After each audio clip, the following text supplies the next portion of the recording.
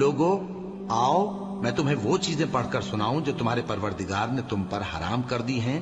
उनकी निस्बत उसने इस तरह इरशाद फरमाया है कि किसी चीज को अल्लाह का शरीक न बनाना और माँ बाप से बदसलूकी न करना, बल्कि हुस्न सुलूक करते रहना और नादारी के अंदेशे से अपनी औलाद को कत्ल न करना, क्योंकि तुमको और उनको हम ही रिस्क देते हैं। और बेहयाई के काम जाहिर हो या पोशीदा उनके पास न फटकना, और किसी शख्स को जिसके कत्ल को अल्लाह ने हराम कर दिया है कत्ल न करना, मगर जायज तौर पर, यानी जिसका शरीयत हुक्म दे।